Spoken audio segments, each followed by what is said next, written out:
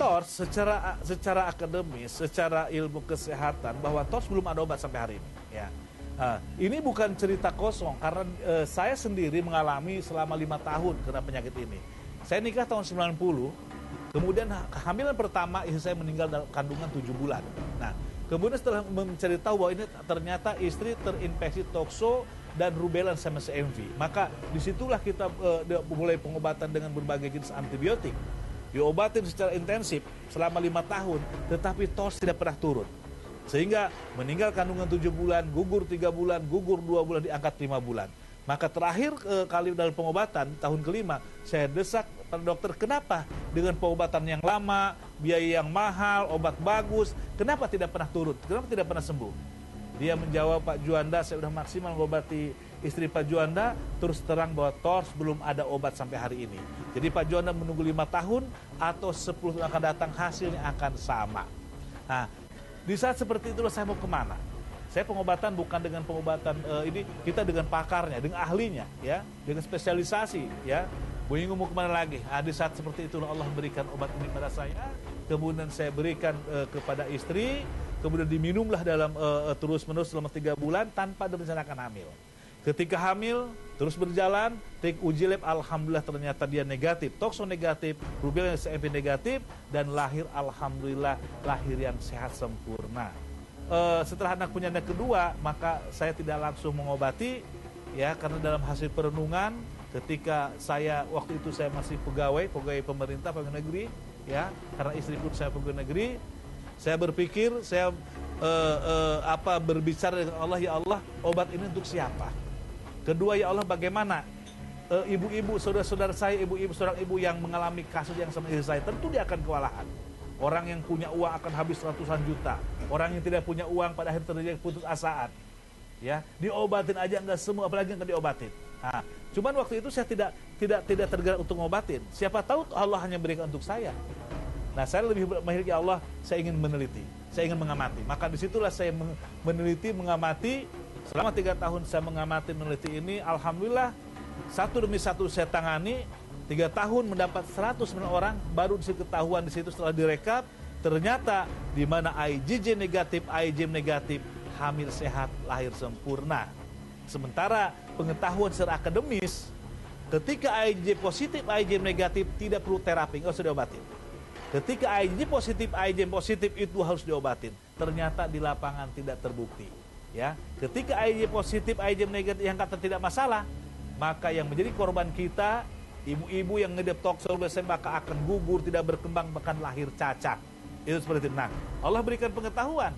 Ketika IgG negatif, IgM negatif, hamil sehat, lahir sempurna. Tahun 96 sampai 99 saya pengamatan, penelitian, dapat 109, sekarang udah ribuan pasien yang sudah lahir, sehat sempurna, baik dari kasus gagal hamil maupun sulit hamil. Ketika ada tokso, rubella, CMV, herpes dalam tubuh kita, dalam ibu dan bapak, ada 3 hal yang kita hadapi. TORS dapat menyebabkan gagal hamil. Nah, gagal hamil, dia bisa hamil, tapi tidak bisa mempertahankan kehamilan. Tadi bisa gugur, tidak berkembang, hamil anggur, bahkan di akhir dengan lahir cacat. Kemudian tokso, rubella, CMV, herpes juga dapat menyebabkan sulit hamil. Sulit hamil ketika dia nikah, setahun, 2 tahun, 5 tahun, 10 tahun, 15 tahun, 20 tidak pernah hamil-hamil.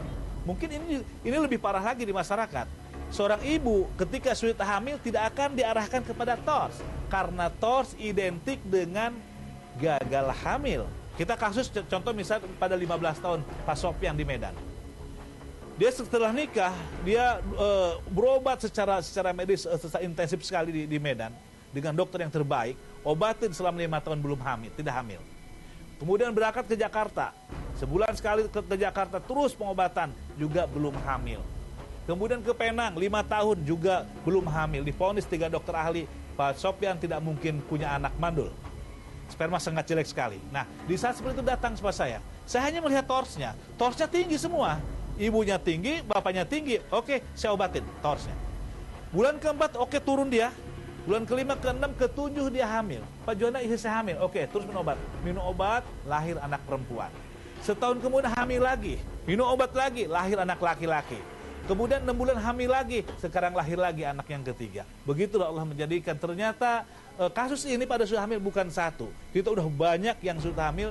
yang 20 tahun, yang 17 tahun, yang 13 tahun, yang 15 tahun, yang 10 tahun, di bawah 10 tahun banyak sekali. Jadi ini memberikan berita gembira kepada kasus yang sulit hamil.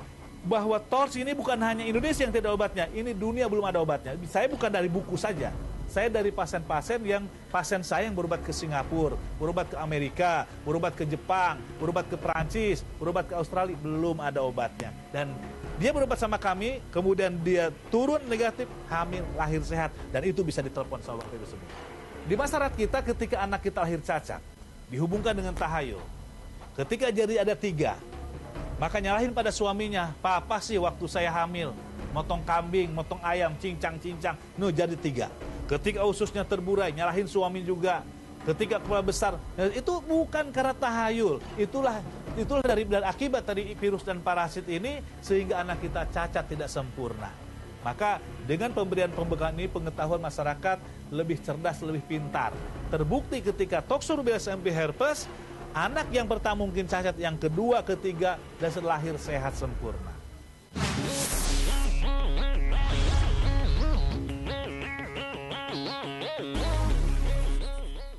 Saya menikah di tahun 2007. Berarti sekitar sekarang lebih kurang udah mau masuk 7 tahun. Kita nggak punya anak sekitar 3 tahun. Istrinya pernah hamil anak pertama, tetapi dalam usia 6 bulan meninggal dalam kandungan. Dikarenakan kondisi dokter disebabkan dari toxo. Ya, kita sedih karena kehilangan seorang anak yang kita harap-harapkan. Jadi setelah istri saya kena toxo, kita coba berobat sama dokter kandungan. Itu lebih kurang 2 tahun lebih lah. Ya. Dan hasilnya ya virusnya tetap ada. Setelah itu kita mendapatkan informasi salah satunya dari dokter kandungannya juga, karena beliau bilang sebenarnya di obat dokter itu tidak ada yang menyembuhkan, cuman untuk pencegahannya aja. Makanya dokternya sarankan untuk kita datang ke Dr. Juanda untuk berobat ke sini. Ya alhamdulillah, setelah kita datang ke sini dengan waktu ya bisa kita bilang sesingkat lah, selama 3 bulan, ya hasilnya sangat memuaskan. Hasil toxonya udah negatif ataupun udah tidak ada. Setelah itu kita program hamil, ya alhamdulillah setelah kita program kita berhasil. Nah sekarang kita udah punya 2 anak, ya salah satunya yang ini anak saya yang pertama, yang satunya lagi sekarang mau masuk bulan kedua, udah 2 bulan maksudnya. Ya alhamdulillah anak saya sangat aktif, sehat, ya kebanyakan orang bilang cerdas. Yang pastinya saya bersyukur kepada Allah Subhanahu wa taala yang telah memberi kita keturunan, dan saya juga terima kasih kepada Pak Juanda yang telah menolong kami dengan obat yang telah diberikan. Dan juga kita nggak lupa ucapin terima kasihnya juga kepada dokter yang telah rekomendasi kami untuk datang ke Pak Juanda untuk berobat.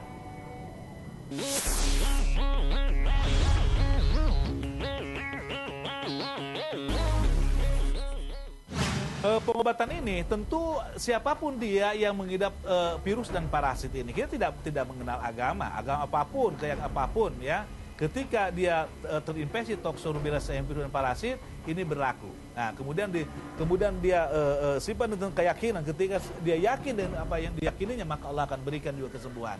Saya ngomong seperti ini saya dengan data. Tentu saya di Bali, banyak saudara-saudara saya kita yang Hindu ya. Waktu itu saya banyak di Bali, bukan 100-an di Bali, udah banyak ya. Begitupun di Yogyakarta dan daerah yang Nasrani, yang Katolik, yang Islam, kita udah banyak. Begitulah kasih sayang Allah SWT diberikan kepada yang diciptakannya, insya Allah. Pengobatan ini seperti yang tertera di sini ya. Kita ada 23 bahkan 24 besok cabang Indonesia di setiap provinsi Indonesia ya. Mungkin Sumatera, mungkin dari Lampung sampai Aceh itu udah ada ya.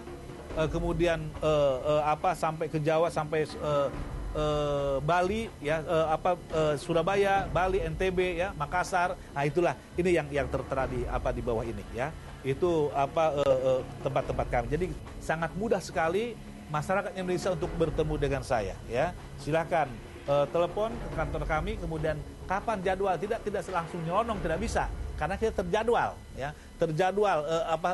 kita prakteknya. Kemudian kami tidak akan memberikan obat ini sebelum para pasien mengikuti seminarnya, karena akan sia-sia. Tanpa seminar akan sia-sia, ya. Ikuti seminarnya, setelah paham baru silahkan minum obat ini, sehingga sangat efektif dalam pengobatannya. Saya sarankan silahkan, yang penting adalah ikut seminar, pengetahuan yang dikedepankan. Yang penting ikut adalah seminar. Setelah seminar, Bapak simpulkan sendiri mau lanjutkan pengobatan atau tidak. Toh saya yakin nanti pun akan ketemu saya lagi. Ketika Bapak pun mungkin berobat sama dengan senior medis juga, pada akhirnya ketemu lagi sama saya. Karena apa yang saya alami akan teralami dulu sama Ibu semua. Terima kasih. Mudah-mudahan keberadaan saya ya bermanfaat untuk Bapak Ibu semua, ya. Sehingga nanti Bapak punya anak yang sehat sempurna, ya, dari rumah tangga yang utuh, ya, yang harmonis insya Allah. Terima kasih. Wassalamualaikum warahmatullahi wabarakatuh.